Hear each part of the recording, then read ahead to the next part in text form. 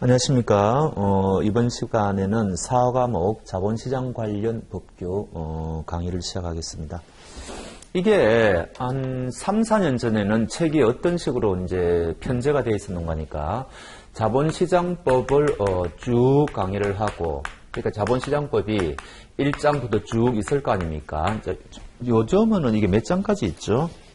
보시면은 자본시장 조사 8장까지 있네요. 8장까지 지금 있으면은 요거를 쭉 서술하고, 그 다음에 금융위 규정, 그래서 요게 또 이제 요 관련되는 부분이 있죠. 쭉 이렇게 이제 서술이 됐다는 이야기죠. 그래서 요게 제 기억이 맞다면 요게 이제 9문제였을 겁니다. 출제가 요게 8문제였을 거예요. 정확하지는 않는데 그렇게 요거를 나누어 가지고 요렇게 출제를 했거든요. 근데 이게 이제 이 책을 서술하는 방식이 한 3, 4년 전부터 바뀌었어요.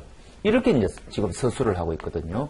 1장과 관련해가 법률 서술하고 관련되는 규정이 있으면 서술하고, 2장도 마찬가지고 이제 이런 식으로 돼 있어요. 그러면은 이게 이제 문제가 뭔가 하니까 어디까지가 자본시장법이고 어디까지가 금융위 규정인지를 여러분들은 알 수가 없어요. 왜냐하면은 중간중간에 이제 금융위 규정이 막 들어가 있거든요. 이제부터 금융위 규정입니다, 이렇게 서술이 되어 있는 게 아니고 중간중간에 들어가 있다고요. 그래서 이렇게 이제 문제수를 나누는 게 이제 좀 별 의미가 없어졌죠. 그래서 제일 앞에 보면은 자격시험 안내 보면은 이제 표현이 좀 바뀌었죠.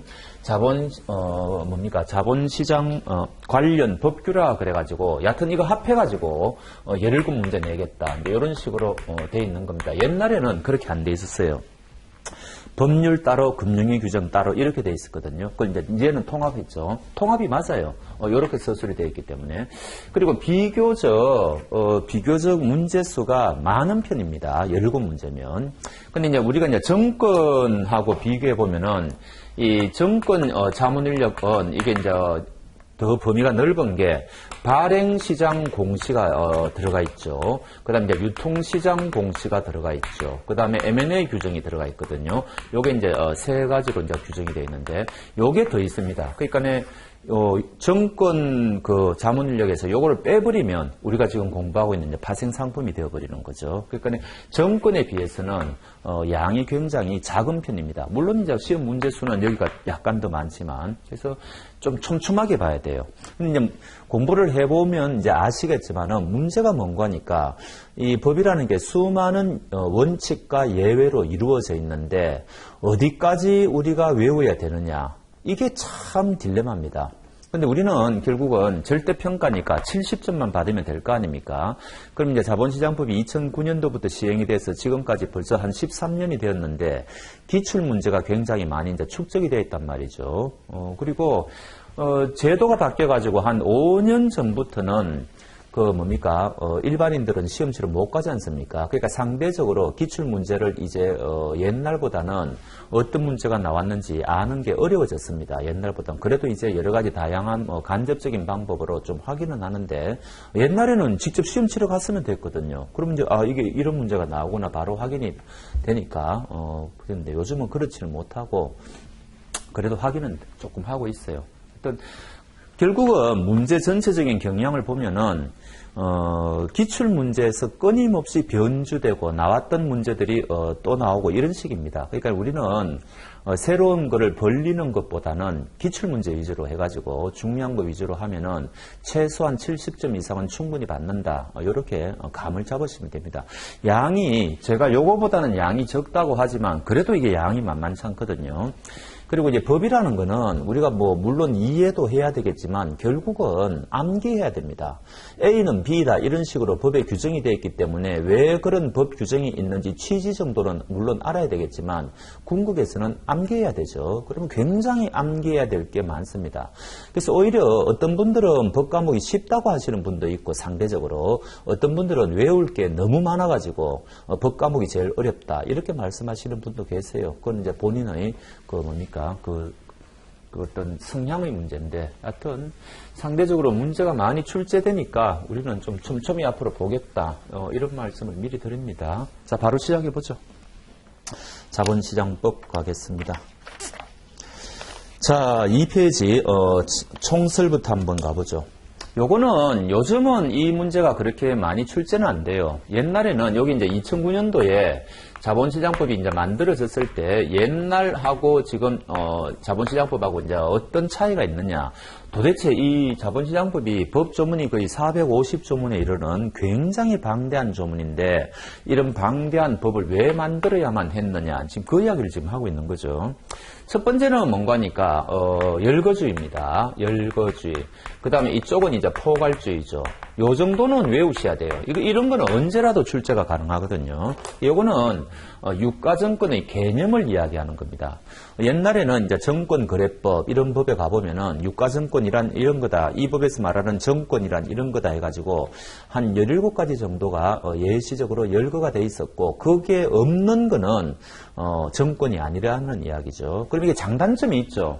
어떤 게 정권이냐? 딱 보면 알죠. 법에 적혀 있는 것만 정권이니까. 근데 치명적인 단점은 거기에 없는 새로운 정권을 회사가 만들어내려고 하면은 법을 먼저 바꿔야 했습니다. 실제로 2004년, 5년, 6년 뭐 신종 그 정권을 정권회사에서 만들 때 법을 먼저 개정을 먼저 했어요. 굉장히 불편하죠. 그래서 이제 자본시장법은 포괄주의로 바뀌었다 이런 이야기죠. 이제 일정한 요건에 해당되면은 모두 금융투자상품으로 보겠다. 그 요건은 우리가 다음 시간 아니겠네요. 오늘 후반부에 이걸 하겠네요. 그런 거고.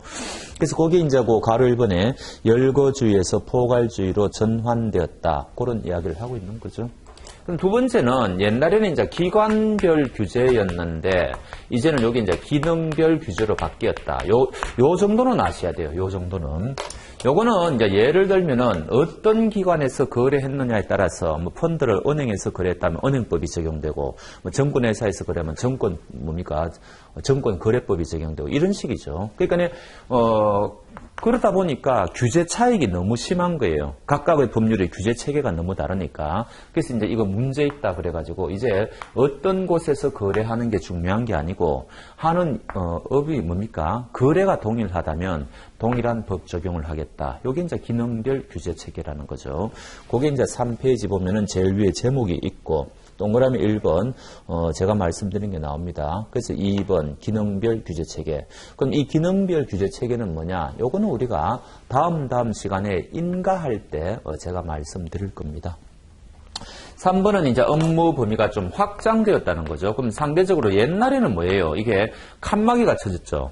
정권회사, 선물회사, 자산운용회사, 뭐 이런 거, 뭐 이런 식으로 이제 겸업이 안 되니까. 근데 요거는 이제 단점은 특히 외국계 큰 회사에게 경쟁력이 없다는 거고 또 규모의 경제를 달성할 수 없다는 거 아닙니까? 그래서 이제 업무 범위가 대폭 확장되었다. 근데 거기 확장된 내용을 보면은 동그라미 1번에 무슨 역시 부수 업무가 포괄주의로 바뀌었다는 게 있고 그 밑에 정권회사의 경우 선물업 및 집합투자업을 추가적으로 겸용이 가능하게 되었다. 투자 권유 대행인 제도가 도입되어서 판매망이 확충되었다. 등등 이런 것들이 나오죠. 그래서 이제 이게 그런 것들이 확장과 관련된 내용인데 확장하면 좋은 것만 있는 게 아니잖아요. 그 대신에 이해상충이 발생할 가능성이 굉장히 커졌지 않습니까? 그러니까 그 밑에 동그라미 2번에 보니까 준법감시제도, 내부통제체계가 강화돼야 된다. 그런 말이 나오죠. 그런 게 나오고. 자, 그 다음에 4번은 표현이 좀 애매하죠. 넘겨보시죠. 이 원칙중심 투자자 보호제도는 뭔가 하니까 투자자 보호를 위해서 회사가 해야 될 영업행위 룰이 있는데 공통 영업행위 규칙은 모든 회사가 다 지켜야 되는 룰을 이야기하는 겁니다. 근데 이번에 업자별은 거기 투자매매업자, 중개업자, 그 다음에 투자자문업자, 투자일임업자, 집합투자업자, 신탁업자 이렇게 업자별로 나누고 있지 않습니까?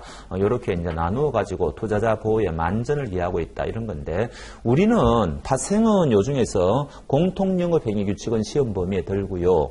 그 밑에 업자별 영업행위 규칙은 투자매매업자, 투자중개업자까지죠. 그 다음은 다 빠집니다. 요게 전부 다 시험 범위에 들어가는 거는 하나밖에 없어요. 투자자산운용사. 그러니까 그게 굉장히 이제 어려운 시험이 되는 거죠. 너무너무 이제 시험 범위가 넓어지다 보고 특히 집합투자업자 영업행위 규칙은 숫자가 무지무지하게 많이 나오거든요. 그러니까 이제 굉장히 외우는 게 한계가 있으니까 좀 힘들어지죠. 자, 2번에 제도적 의의 및 기대 효과는 가로 1번은 뭡니까? 자본시장의 유연성 및 효율성 제고. 요거는 이제 요거와 관련되는 거죠. 포괄주의를 취했기 때문에 굉장히 이전보다 1번에 다양한 유형의 정권이 발행될 수 있게 되었다. 뭐 이런 거고요. 그 다음은 뭐 별로 특별한 거 없습니다. 그 다음에 2번에 자본시장의 지속성 가능 제공은 뭐예요? 4번이죠. 투자자 보호에 만전을 기하고 있기 때문에 투자자가 믿고 이 자본시장에 많이 유입이 될 거다. 뭐 그런 이야기고요. 3번에 종합적인 금융투자 서비스 제공 가능은 요거죠. 이제 한 회사가 모든 6가지 금융투자업을 다 할 수 있으니까 이제 굉장히 종합적인 서비스 제공이 가능해졌다. 규모의 경제, 범위의 경제를 달성할 수 있다. 이런 말을 하고 그 다음 4번은 규제 차익 유인 최소화.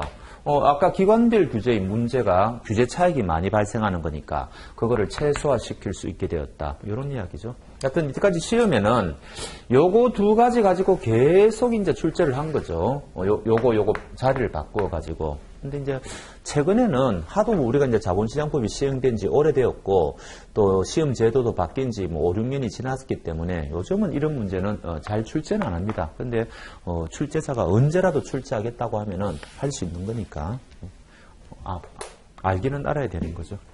그 다음 2번째는 이 감독기관, 관계기관입니다. 다른 시험에는 이 부분이 출제가 그렇게 많이 되지는 않아요. 근데 우리는, 문제수가 제가 서두에 조금 많은 편이라 그랬죠. 이 범위에 비해, 시험 과목, 범위에 비해서는. 그래서 이것도 정확하게 좀 아셔야 되는 부분이 있습니다. 첫 번째는 이게 이제 금융위원회죠. 여기 이제 최고 의사결정기구고 요 안에 정권선물위원회를 지금 두고 있다는 거 아닙니까? 그럼 이제 우리가 갖는 1차적인 의문은 아니 굳이 왜 정권선물위원회를 두어야만 하는가 이거 아닙니까? 이게 이제 2가지 일을 전담하기 위해서다. 첫 번째가 뭐예요? 불공정 거래 조사 전담 기구다. 뭐 이런 게 나오고요. 그 다음에 2번째는 기업 회계와 관련해 가지고 기준을 세우고 감리를 보는 무서운 곳이다. 이런 거 아닙니까? 요거는 외우셔야 돼요. 왜냐하면은 이 금융위원회가 하는 일이 굉장히 중요한 일이 많지 않습니까? 굉장히 많은데 우리가 이걸 일일이 외울 수가 없거든요. 그러면은 요거하고 요거를 섞어가지고 요거를 금융위원회가 뭐 소관사무다 이런 식으로 한다든지 여기에 있는 소관사무가 지금 정선이다 이런 식으로 엇박자로 출제하면은 우리가 이제 맞출 수가 없지 않습니까? 그럴 때 요거를 외울 수는 없으니까 너무 많아서 요거 2가지만이라도 외우셔야 된다. 요게 포인트입니다. 그 외에는 이제 조금 객관식의 그런 문제죠. 요거 행정부 중에서 어디 소속이냐? 요거 국무총리 소속이거든요. 요런 것도 외우셔야 되고, 합의제 행정기구다. 뭐 이런 거. 9명의 위원으로 구성이 되어 있다. 뭐 이런 거. 정선이는 5명의 위원으로 구성이 되어 있다. 뭐 이런 것들 좀 보셔야 되고. 그 다음에 금융위원회 위원장은 당연히 뭐 대통령이 임명할 거 아닙니까? 근데 요거는 정선이 위원장은 별도로 임명 안 합니다. 요 금융위원회 부위원장이 임명을 해요. 그러니까 이런 것들은 굉장히 출제하기 좋단 말이죠. 금융위원회 부위원장이 정선이 위원장을 겸임한다. 이런 식으로 이런 것들은 외우셔야 되죠. 그 다음에 우리는 문제수가 좀 많다 보니까 조금 더 대비해야 될 게 있는데 뭐 물론 기출문제입니다. 9명의 위원 중에서 비상임위원 중에 당연직 위원이 4명이 있어요. 이 당연직 위원 4명을 물어본 적도 있어요. 우리 파생시험에서. 그래서 이거는 이런 게 참 제가 서두에 말씀드렸지만 골치 아픈 겁니다. 이게 뭐 자주 출제가 되면은 여러분들한테 이거 당연히 외우시라고 할 건데 그야말로 이거는 의외타 문제예요. 어쩌다가 출제되는 거. 그러니까 앞으로도 자주 출제된다는 보장이 없단 말이죠. 근데 또 기출 문제다. 그러니까 또 소홀히 할 수가 없다. 이게 이제 딜레마죠. 외워야 될 거냐 말 거냐. 일단 말씀은 드릴게요. 여기 이제 뭐 한국은행 부총재라든지 뭐 예금보험공사 사장이라든지 재경부 차관이라든지 뭐 금감원 원장이라든지 이런 4사람이 들어가는데 그때 출제된 문제를 보면은 거래소 사장이 정답이었습니다. 여기 한국거래소 사장은 들어가지가 않는단 말이죠. 그래서 이런 것 정도 그냥 외우십시오. 혹시 이런 문제가 출제가 되면은 한국거래소 사장이 정답으로 나올 가능성이 좀 있다. 그렇게 보시면 되고. 그럼 요거는 이제 위원회지 않습니까? 위원회. 그럼 위원회에서 결정한 것을 집행하는 곳이 이제 금감원이죠. 옛날에는 이 금감원에서도 한 문제가 출제가 됐어요. 옛날이라고 하면은 5년도 더 된 이야기입니다. 그때는 우리 책이 옛날보다 이게 굉장히 얇아졌다고 보시면 돼요. 옛날에는 굉장히 많은 내용이 들어가 있었거든요. 근데 이제 시간이 지나면서 조금씩 매년 조금 빠지더라고요. 근데 금감원도 마찬가지예요. 지금 출제할 만한 게 없거든요. 무자본 특수법인이다. 뭐 그런 정도만 한 줄 정도 나올까? 그 외에는 특별한 게 없습니다. 그럼 이제 우리가 이 공적인 기구는 이제 다 한 거죠. 확인해 보겠습니다. 6페이지 금융위원회 동그라미 1번 해가지고요. 기업번에 국무총리 소속 중앙행정기관이다. 뭐 이런 것 정도 체크하셔야 되고, 오른쪽에 2번에 조직 보시면은 리언번에 보면 금융위원회는 9명, 정권선물위원회는 5명 그런 거 있죠. 그 다음에 리얼번에 보면은 제일 끝에 비상임위원 중 4인은 당연직으로 기획재정부 차관, 금융감독원 원장, 예금보험공사 사장, 한국은행 부총재 나오지 않습니까? 이거를 왜 출제했는지 모르겠어요. 기출문제가 있다고 말씀드렸죠. 하여튼 뭐 외우기가 굉장히 어려운 부분이고, 한국거래소 사장이 지금 빠져있다. 뭐 이런 거죠. 그 다음에 쭉쭉 내려보시면 미연번 보시면 정권선물위원회는 금융위 부위원장이 위원장을 겸임한다. 이런 말이 나옵니다. 다른 거는 다 넘어가겠습니다. 특별한 게 없으니까. 그 다음에 8페이지 4번에 소관 사무가 나오는데 이거 외우는 거 아니라 그랬죠. 넘어가셔도 되고. 그 다음에 5번 당연히 금융감독원에 대한 지도 감독을 하죠. 가로 2번에 정권선물위원회 해가지고 2번에 소관 사무 중에 기업번, 리언번 정도는 꼭 외우셔야 됩니다. 그 정도고. 그 다음 오른쪽에 3번 역시 금융감독원에 대한 지도 감독. 그 다음 3번에 금융감독원이 나오는데 1번 개요. 금융위 및 정선위의 지도 감독을 받아 금융기관에 대한 검사 감독 업무를 수행하기 위하여 설치되었다. 뭐 조직과 예산 뭐 쭉 나오는데 뭐 이런 것까지 우리가 일일이 외우실 필요는 없습니다. 다 넘어가시고 리얼번에 보면은 무자본 특수법인이다 이런 말이 나오죠. 그거 정도만 밑줄해 보시죠. 나머지는 다 넘어가겠습니다. 자, 이제는 관계기관이 나오는데 이게 한 문제 나올 만한 게 별로 없어요. 여기 지금 조금 전에 칠판에 적혀 있는 거는 이제 공적인 기구지 않습니까? 감독기관. 근데 이제 관계기관이라 그래가지고 제일 먼저 나오는 게 한국거래소 시장감시위원회가 나오는데 이것도 마찬가지입니다. 옛날에는 여기 한국거래소 자체가 소개가 됐었고 거기 한 2페이지 이상에 걸쳐서 양이 굉장히 많았어요. 뭐 본점이 부산이라는 둥 뭐 이런 것까지. 그런데 책이 얇아져가지고 작년부터인가 이게 시장감시위원회로 바뀌었는데 보니까 여러분들 그 출제할 만한 게 있습니까? 없단 말이죠. 그러니까 이런 거는 그냥 넘어가는 겁니다. 그 대신에 이거는 아셔야 돼요. 지금 우리가 이제 자율규제기관이 두 군데 있거든요. 자율규제기관이. 이게 뭔가니까 거래소하고요. 그 다음에 협회예요. 그래서 거래소하고 협회, 특히 거래소가 자율규제기관이다. 요 정도는 못을 박으셔야 됩니다. 그거 틀리게 낼 수 있으니까 1번에 개요 보면은 제일 끝에 있죠. 자율규제기관. 뭐 업무 여러 가지 있습니다. 기업번 사전적으로, 그 다음에 니은번 사후적으로 뭐 이런 말들이 나오고요. 2번에 협회 뭐 특별하게 말씀드릴 게 없어요. 넘어가셔도 되고. 그 다음에 3번, 4번. 요거는 나중에 또 나오는데 우리가 이제 정권을 발행하면 의무적으로 어디에 맡겨야 됩니까? 3번 한국예탁결제원에 맡겨야 되죠. 그거를 4번에 정권금융회사에 맡긴다 이러면 틀리는 겁니다. 거꾸로도 마찬가지죠. 일정한 투자자 예탁금은 여기 4번에 있는 정권금융회사나 신탁을 해야 되죠. 저 뒤에 가면 다 나옵니다. 근데 그거를 일정한 투자자 예탁금을 한국예탁결제원에 맡겨야 된다 이러면 틀리는 겁니다. 이제 그런 정도의 문제밖에는 낼 수가 없어요. 그래서 가로 3번에 한국예탁결제원 1번 정도만 보죠. 정권의 집중예탁, 계좌 간 대체, 매매거래에 따른 결제 업무 및 유통의 원활을 위하여 설립되었다. 뭐 그런 거고요. 4번에 정권금융회사는 자기 자본 500억, 이런 거는 틀리게 안 낼 겁니다. 이 자체가 그렇게 중요한 건 아니니까. 하여튼, 주식회사다. 금융위원회 인가를 받아 설립할 수가 있다. 현재, 한국 정권금융이 유일하게 인가받았다. 그래서 여기 업무가 이제 여러 가지가 있는데, 대표적인 게 조금 전에 말씀드린 거, 투자자 예탁금 예치한다. 뭐 이런 게 나오는 거죠. 넘어가시고요. 그 다음에 이제 5번에 금융투자상품 거래 청산회사인데, 요거는 주로 무엇을 청산하는 거니까, 그게 나와 있습니까? 요거 이제 장외 파생상품 있죠. 하나, 둘, 셋, 네 번째 패러그래프 보시면은, 청산 대상 거래는 장외 파생상품의 거래 등등 여러 가지가 있는데, 주로 장외 파생상품을 이제 거래를 청산하는 그런 업무를 주로 한다. 그렇게 생각하시면 돼요. 시험하고는 전혀 관련이 없다. 이렇게 보시면 되고, 마지막으로 6번에 신용평가회사도 있습니다. 그러니까 여러분들이 딱 보셔도 이 관계기관에서는 이게 뭐 별로 출제할 만한 게 없구나. 내가 출제자라도 좀 이거 출제할 만한 게 좀 없다. 이런 감이 올 겁니다. 그 정도면 충분하다는 이야기죠. 자, 이제 오른쪽에 13페이지 금융법규 체계 이해가 있는데 여기서부터가 뭔가 하니까 이제 자본시장법이 아니에요. 사실은 금융위 규정입니다. 여러분들은 그거를 모르시죠. 저는 옛날부터 오래전부터 자본시장법이 만들어졌을 때부터 강의를 해왔기 때문에 이런 거를 이제 다 아는 거죠.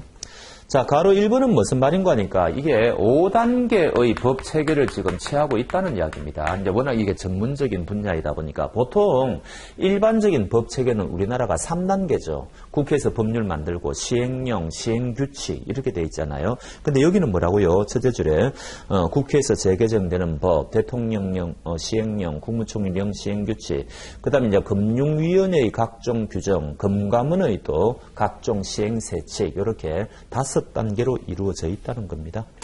나머지 뭐 또 특별한 게 없어요. 없어요. 쭉쭉 넘어가시면 되고요. 그 다음에 14페이지 보면은 법규 유권 해석과 비조치 의견서가 나오는데 요게 출제된 적이 없습니다. 제가 알기로는 그래요. 물론 이제 제가 파악하지 못한 기출문제도 있을 수가 있으니까 출제된 적이 있는가는 모르겠는데 제가 이때까지 파악한 바로는 없어요.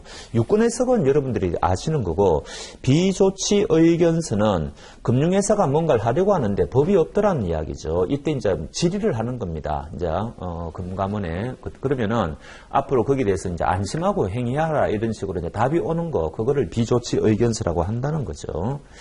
그래서 오른쪽에 보면은 비조치 의견서 적용 경우해가 기억번 당해 행위에 적용할 법이 없다는 이야기 아닙니까? 그 다음에 니은번은 법을 만들 때는 예상하지 못한 상황이 발생해가 이게 과연 해당되는지 안 되는지 애매한 경우다. 뭐 그런 것일 거고요. 디귿번도 마찬가지죠. 법대로 우리가 이제 법을 해석할 때는 물리 해석, 확장 해석, 유추 해석 굉장히 많은 해석이 있는데 물리적으로만 해석할 때는 이게 굉장히 불합리할 경우가 있다. 이때는 이제 회사 입장에서는 물어볼 수 있다는 거죠. 금융감독기구에 물어본다는 이야기입니다. 그 다음에 리얼번. 뭔가 이거 법대로 하면은 제재 조치를 받을 우려가 있다. 좀 이상한 경우가 발생할 수 있다는 거죠. 이런 의문이 들 때는 역시 또 물어볼 수 있다는 거 아닙니까? 이런 네 가지 경우에는 비조치 의견서가 적용된다. 이런 건데 왜 제가 이걸 읽는고 하니까 요게 재작년까지는 이런 게 없었어요. 그냥 비조치 의견서의 개념 정도만 우리 기본서에 소개가 돼 있었고 요게 이제 적용되는 경우는 없었는데 갑자기 이게 툭 들어온 겁니다. 그러면 제 입장에서는 아이고 이게 혹시 출제가 되면 이거 어떡하나 이런 높아짐이 생기는 거죠. 그래서 혹시 싶어서 다음 중 비조치 의견서가 적용되는 경우가 아닌 것은 해가지고 여기 있는 네 가지 말고 엉뚱한 걸 하나 이제 만들어낼 수가 있겠죠. 그래서 한번 읽어본 겁니다. 그냥 참고하시라는 이야기죠. 자, 가로 2번에 절차 넘어가고요. 그 다음에 3번에 비조치 의견서의 효력이 나오지 않습니까? 동그라미 1번. 그래서 제가 말씀드린 그런 취지가 있고. 자, 그 다음에는 3번의 행정지도로 넘어가겠습니다. 이 행정지도는 동그라미 3번에 보면은 그 내용을 원칙적으로 공개해야 됩니다. 공개. 그런 정도죠. 자, 그 다음에 이제 오른쪽에 가로 2번에 모범 규준이 나오지 않습니까? 이제 신사협정 맺는 건데, 요거는 우리가 직무윤리할 때 옛날에 모범 규준이 있었다. 금융소비자 보호를 위해서. 그런데 그게 그 내용이 대부분 금융소비자보호법에 반영이 되었다. 뭐 이런 취지로 제가 직무윤리할 때 간단하게 모범 규준을 설명한 경우가 있었습니다만, 역시 시험하고는 별 관계가 없습니다. 그러니까 이제 1장이 끝났는데 딱 보니까 여러분들이 여기서 시험에 나올 만한 게 거의 없잖아요. 출제된다면 뻔한 거죠. 우리가 제일 뭡니까? 앞에 한 거. 그 금융위원회하고 그다음에 정권선물위원회 그 정도 이외에는 여기서는 출제할 만한 게 별로 없습니다. 자, 이제 본격적으로 2장으로 넘어왔습니다. 참고로 우리 이제 4과목 법규 파트는 상대적으로요. 앞부분에 더 중요한 게 많이 몰려 있어요. 그래서 지금부터인데 금융투자 상품은 우리 시험뿐만이 아니고 모든 시험에서 단 한 번도 출제되지 않은 적이 없다고 하시면 됩니다. 매번 출제가 돼요. 그래서 작년도에 치른 그 투자자산 운용사라든지 금년도 2월 달에 치른 투자자산 운용사도 마찬가지고 작년도 뭐 금융투자 분석사 이런 문제도 다 기출 문제를 보면은 역시 이 금융투자 상품은 한 번도 출제되지 않은 적이 없어요. 그러다 보니 이게 10년이 지났지 않습니까? 그러니까 거의 뭐 출제가 될 만한 문제들은 다 출제가 된 거죠. 계속 반복이 되고 있어요. 계속. 요거는 뒤에 표를 먼저 보시면 좋죠. 20페이지 보면 금융상품이라 해가지고 자 원금 손실 가능성이 있느냐 없느냐. 일단 원금 손실 가능성을 우리가 세 글자로 줄이면 투자성이죠. 그게 있다면은 금융투자 상품이 되고 없다면 비금융투자 상품이 되는 거죠. 그럼 비금융투자 상품의 대표적인 예가 뭡니까? 그게 바로 은행 예금이죠. 그 다음에 거기서 금융투자 상품이면 거기서는 이제 이 초과라는 말이 들어가야 됩니다. 초과.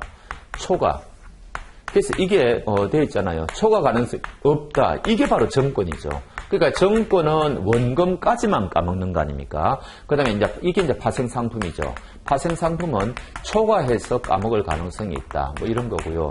그 다음 이 초과 가능성은 우리는 다른 말로 하면은 추가 지급 의무라고도 이야기합니다. 이런 표현을 쓰지 않습니까? 그러니까 이런 거, 이건 뭐 시험에 단골 문제죠. 그러니까 정권과 파생상품은 원금 초과 손실 가능성, 이거 가지고 판단한다. 그 다음에 또 파생상품은 또 이제 뭐를 가지고 또 판단합니까? 거래소, 정형화된 시장, 예를 들면 거래소 같은 거, 정형화된 시장을 기준으로 장내, 거기 만약에 yes라면은 이게 또 장내 파생 상품으로 가고, 그 다음에 이게 no가 되면은 이게 장외 파생 상품으로 가지 않습니까? 뭐 그런 거고. 그 다음 요거 조금 조심하실 게, 장내 파생 상품은 우리나라뿐만 아니고 또는 해외 시장을 포함하는 개념이다. 이제 요게 또 포인트가 되는 거죠. 그럼 이제 해외 시장은 이게 어떤 게 있느냐? 요거는 저 뒤에 가면은 장외 거래 가면 이게 나와요.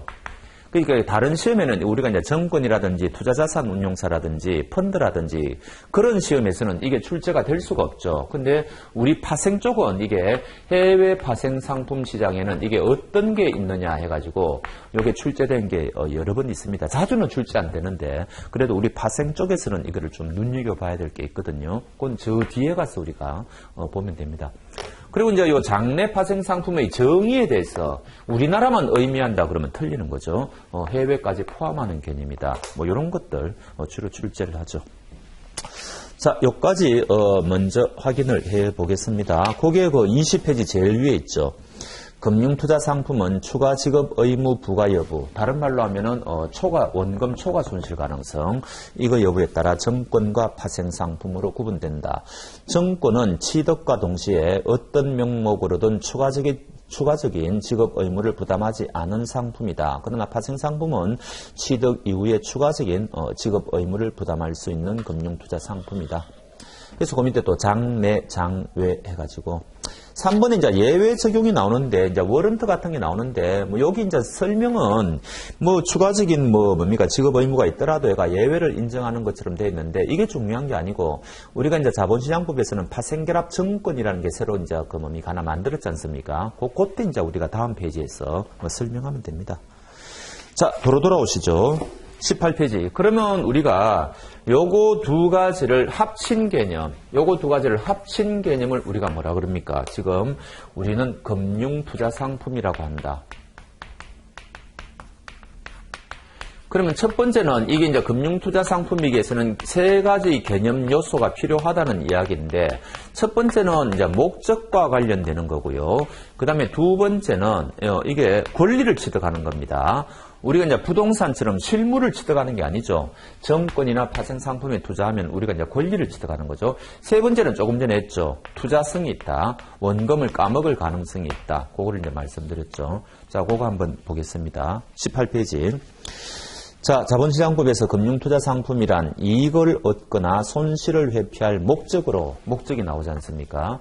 이익을 얻는다는 거는 우리가 왜 정권에 투자하고 왜 파생상품에 투자합니까? 이익을 얻을 목적이죠. 그 다음에 손실을 회피할 목적은 뭐예요? 이쪽이죠. 특히 파생상품에 투자하는 것은 우리가 이제 손실을 회피할 목적으로 이렇게 하는 거죠. 그럼 여기는 이제 시험에 잘 출제는 안 되는데 예를 들어가지고 우리가 소비할 목적으로 이건 이제 틀린다는 거죠.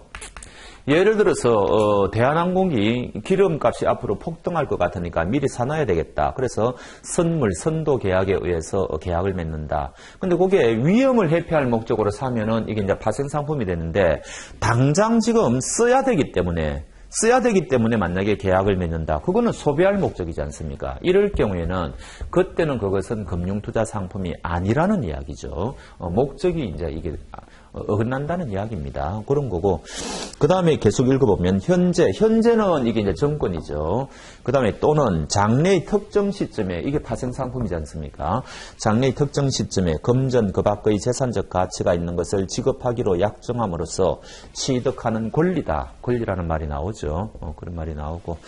그 다음에 그 권리를 취득하기 위하여 지급하였거나 지급하여야 할 금전 등의 총액이 그 권리로부터 해소하였거나 해소할 수 있는 금전 등의 총액을 좀, 이게 투자성이죠. 투자성이 있어야 된다.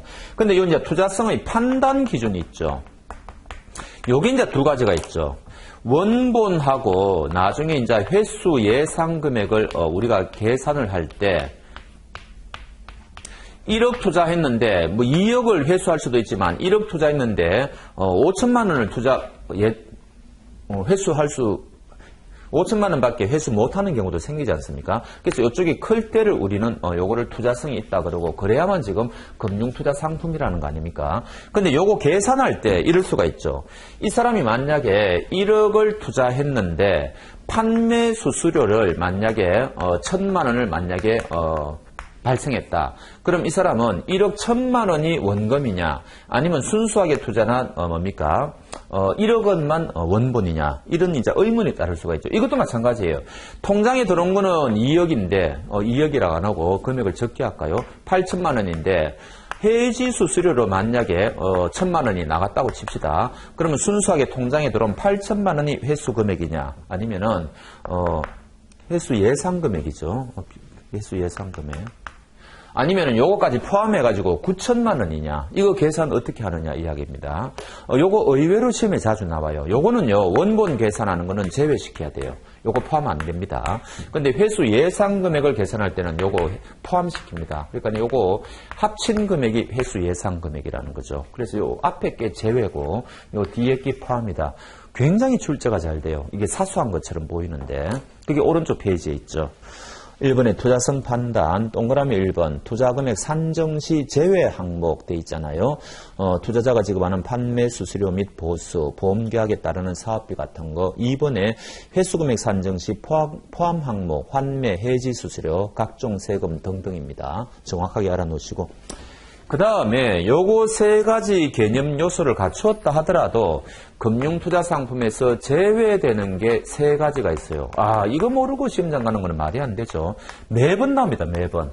뭐 요거를 이제 단답형으로 한 문제 출제할 수도 있고 당연히 그 다음에 지문 중에 하나 이제 만들어낼 수도 있고. 그래서 1번에 원화로 표시된 CD 요거는 약간의 투자성은 있을 수 있겠지만 우리가 주로 예금하고 이제 똑같이 비슷하게 보니까 요거는 아니다. 이렇게 이제 입법자들은 판단한 거고요.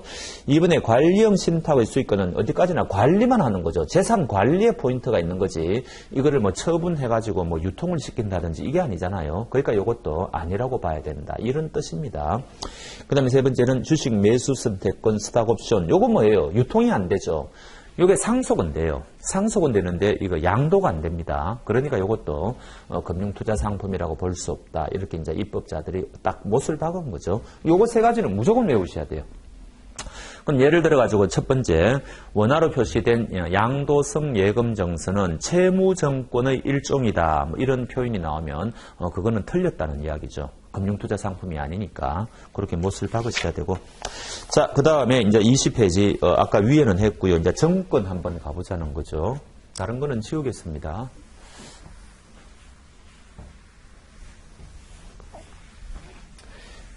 여기 이제 초창기에는 이 정권이 자본시장법상 인정되는 개념이 6가지 정권이 있단 말이죠. 요거 자체를 물어보는 경우도 굉장히 많았어요. 다음 중 자본시장법상 인정되지 않는 정권은 해가지고, 그럼 보통 이제 정답이 투자정권, 뭐 이런 게 정답으로 나왔었거든요. 그러니까 여러분들이 이제 무슨 채무정권이니, 그 다음에 무슨 지분정권이니, 그 다음에 수익정권이니, 그 다음에 투자계약정권이니, 그 다음에 파생결합정권이니, 그 다음에 DR이죠. 정권 예탁정권 이런 식으로 6가지 정권이 있다. 요런 정도는 감을 잡으셔야 되죠.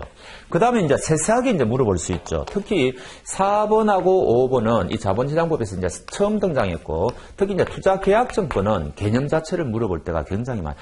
요거는 사람의 노력에 의해서 이제 어떤 결과가 발생하는 거. 이거는 외생 변수에 의해서 발생하는 모든 거를 포함하는 거죠. 그래서 여기 서로 이제 상반되는 겁니다. 나머지는 여러분들이 이거 다 쉽게 알 수가 있는 거죠. 그 다음에 이 파생결합정권에는 우리는 자격증이 파생상품이니까 이 파생결합정권은 기초자산의 범위를 물어볼 수도 있어요. 이게 옛날에는 열거주의라 그래가지고 열거된 것만 기초자산이었는데, 이제는 자본시장법은 포괄주의로 바뀌었기 때문에 위험에 대한 계산이 가능한 것은 모두 기초자산이 될 수 있다. 그래서 기초자산의 범위가 굉장히 늘어났다. 그런 거 정도 체크하시면 되겠네요. 자, 가봅시다. 종류. 그다음에 이 정권은요, 이게 외국인이 발행한 것도 포함이 되죠. 역외 적용을 실현시켰습니다. 옛날에는 그 자본시장법 이전에는 이런 조항이 없었거든요. 근데 이것도 간혹 출제가 될 수 있죠. 자, 그래서 20페이지 가로 1번의 종류, 투자자가 취득과 동시에 지급한 금전 등 외에 어떠한 명목으로든지 추가로 지급 의무를 부담하지 아니하는 내국인 또는 외국인의 동그라미 하시고요. 발행한 금융투자 상품이다. 자, 오른쪽에 채무정권, 대표적인 거 예요. 기업번, 국채, 지방채, 특수채 뭐 이런 거 있고, 니은번, 이게 이제 더 세세하게 들어가면은 조금 외울 게 또 있기는 있어요. 사적인 금전 채권도 그러면 지급 청구권이 표시되어 있으니까 이거 정권의 일종이냐? 아니죠. 우리가요, 뭡니까? 돈 빌려주고 뭐 차용증 받는 거, 그거는 유통이 안 되잖아요. 그러니까 이거는 아니다. 이런 말이 나오고. 그 다음 종류가 있는데, 거기 보시면은, 리얼번에 보면은, 둘째 줄에 이자 연계 파생결합 채권도, 채무정권의 일종이다. 요런 거 정도는 나올 수가 있습니다. 이자 연계 파생결합 채권, 여러분들이 개념 정도는 아실 거니까 저는 넘어가겠습니다만, 하여튼 요런 게 출제가 되면 어려워요. 이제 옛날에는 이 굉장히 일반적인 문제를 많이 냈는데, 이제는 문제를 너무 이제 기출 문제가 쌓여 있다 보니까 이런 이자 연계, 파생결합 채권 이런 것도 문제를 물어볼 수는 있습니다. 그러니까 요게 이제 채무정권의 일종이냐 아니냐 이런 식으로 이제 하는 거죠. 만약에 이게 정권 파트라면은 디귿번의 특수채하고 기업보험 같은 거 요거를 바꾸어서 출제한 적도 있어요. 도대체 뭐가 특수채냐, 뭐가 기업보험이냐, 이 해가지고. 근데 정의를 거꾸로 해가지고 틀리게 출제한 적이 있는데, 우리는 지금 정권 자격증이 아니니까 그냥 넘어가도록 하겠습니다. 지분정권 뻔하죠. 주권, 신주, 인수권 이런 거죠. 넘어가시는데, 또 이게 이제 어렵게 출제하면 디귿번에 무한 책임사원의 지분은 아니라는 거죠. 왜냐하면 우리가 여기서 말하는 지분정권은 유한 책임을 전제로 하거든요. 주주 같은 경우에. 근데 이제 무한 책임사원은 앞뒤가 안 맞지 않습니까? 개념이 어긋나죠. 그러니까 아니다. 이런 식이고. 수익정권 여러분들 다 아시는 거고, 5번 투자계약정권은 정의 자체를 외우셔야 된다 그랬죠. 특정 투자자가 그 투자자와 타인 간의 공동사업의 핵심이죠. 사람이 노력하는 모든 게 다 이제 포함되는 겁니다. 금전 등을 투자하고 주로 타인이 수행한 공동사업의 결과에 따른 손익을 귀속받는 권리가 표시됐다. 그러면 그게 바로 투자계약정권이다. 굉장히 이제 포괄적인 거죠. 6번의 파생결합정권은 거꾸로죠. 기초자산의 가격, 이자율, 지표, 단위 또는 이를 기초로 한 지수 등의 변동과 연계하여 어쩌고저쩌고. 그러니까 외생적 변수와 관련되는 건 전부 여기에다 이제 포함시키겠다. 이런 뜻 아닙니까? 여러분들이 다 잘 아실 거고. 그런데 그 다음 별표 여러 개 하시고 ELS, ELW, DLS 이런 거 있죠. 요게 그러면은 이거는 파생상품이냐 아니면은 정권이냐 요게 의외로 출제를 많이 합니다. 근데 지금 자본시장법은 이 파생결합 정권이라는 거를 만들어냈으니까 어디까지나 정권이죠. 그러니까 만약에 뭐 DLS, ELS 이런 것들은 파생상품의 일종이다 그러면 틀리는 겁니다. 어디까지나 정권이다. 요게 이제 포인트가 되는 거죠. 자, 거기 파생결합증권의 기초자산 종류가 있네요. 자, 금융투자상품, 그 다음에 각종 일반상품, 그 다음에 신용위험, 각종 통화 이런 네 가지가 이게 옛날이었지 않습니까? 근데 오른쪽에 미음번에 보면 그 밖에 자연적, 환경적, 경제적 현상 등에 속하는 위험으로서 합리적이고 적정한 방법에 의하여 가격, 이자율, 지표단위 살펴가 가능. 불가능한 거는 말이 안 되죠. 가능한 것은 하여튼 모든 게 다 이제는 기초자산이 될 수 있다. 뭐 일본 위험에 대한 그 자연적 위험 이런 것도 다 포함이 된다는 이야기죠. 그 다음에 거기 기업번 같은 거 금융투자상품도 기초자산이 될 수가 있지 않습니까? 그럼 이걸 응용해가지고 파생상품은 파생결합증권의 기초자산이 될 수 있다 없다 뭐 이렇게 출제하거든요. 될 수 있는 거죠. 금융투자상품이 기초자산이 될 수 있으니까 이런 식의 기출 문제도 있습니다. 뭐 자주 출제한 건 아니지만 그 정도 하면은 뭐 정권에서는 틀릴 게 없죠. 7번에 정권, 예탁정권 등등 해가지고 예탁받은 자가 그 정권이 발행된 국가 외의 국가에서 한 거 국내, 외국 다 포함이 되죠. 자, 그 다음에 파생상품. 이거는 우리 법규 파트에서는 이 파생상품은 뭐 출제할 만한 게 없어요. 여러분들이 뭐 선물, 선도, 그 다음에 옵션, 스왑 이런 거 다른 과목에서 상세하게 공부하지 않습니까? 아, 그리고 그 23페이지 보면 제일 위에 동그라미 이번에 파생결합증권 제외 대상이 있는데 이런 게 문제라고 그랬죠. 굉장히 원칙과 수많은 예외로 이루어져 있는데 예외를 어디까지 외워야 될 거냐. 이게 이제 우리 법규 공부할 때 키포인트입니다. 그런데 한 번도 출제된 적이 없어요. 그러니까 요거는 우리 기본서에 소개는 돼 있는데 그냥 넘어가야 됩니다. 혹시 언젠가는 의외타 문제로 한 문제 출제될지는 모르죠. 근데 그런 거를 겨냥해가지고 우리가 모든 거를 외우고 하기에는 너무너무 부담이 크단 말이죠. 그러니까 이제 그런 거는 설령 어쩌다가 그런 문제가 한 문제 정도 출제되더라도 여러분들이 합격하는 데는 아무 지장 없습니다. 정말 그렇습니다. 그러니까 이런 것들은 다 넘어가는 게 좋습니다. 자, 4번에 파생상품 정의 넘겨보시면 자, 분류해가지고 기업번 장내 파생상품 지웠습니까? 우리나라 말고 해외 시장도 포함된다고 말씀드렸죠. 그 다음에 2번에 선도, 그 다음에 옵션, 스왑 이런 말이 나오네요. 그 다음에 3번 역시 제외가 나오는데 이거는 여기서 우리가 시험하고 전혀 관계가 없습니다. 자, 이번 시간에는 여기까지 해가지고 특히 금융투자상품은 어떤 식으로든지 무조건 한 문제가 출제가 될 건데 이 정도 하면은 여러분들이 틀릴 만한 데는 없다. 이렇게 판단하시면 될 것 같습니다. 자, 여기까지 하겠습니다. 수고하셨습니다.